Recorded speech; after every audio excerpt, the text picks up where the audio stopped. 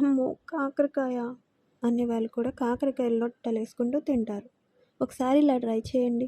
కాకరకాయని స్లైసెస్‌గా ఇలా కట్ చేసుకోవాలి. కట్ చేసుకున్న తర్వాత పసుపు, ఉప్పు, పెరుగు వేసి ఉడకబెట్టాలి. ఉడకబెట్టిన తర్వాత ఇందులో వాటర్ కంటెంట్ అనేది ఉండకూడదు. మొత్తం డ్రై అయిపోవాలి. అలా అని మార్చేయకండి. తర్వాత వాటర్ అయిపోయిన తర్వాత అలాగే ఉంచి స్టవ్ మీదే దాంట్లో ఆయిల్ పోసుకోవాలి.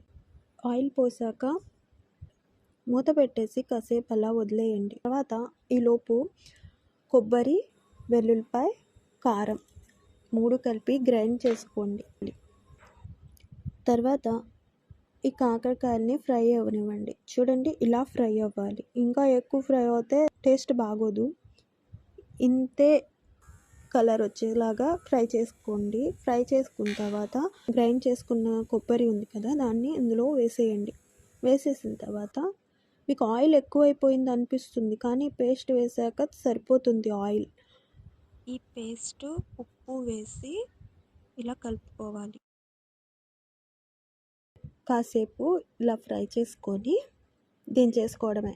తర్వాత వేడి వేడి అన్నంలో నెయ్యి వేసుకొని ఈ కాకరకాయ ఫ్రై వేసుకొని కలుపుకొని తింటే ఆహా! సూపర్ అనకుండా ఉండరు. ఇలా ట్రై చేసి ఎలా ఉందో చెప్పండి.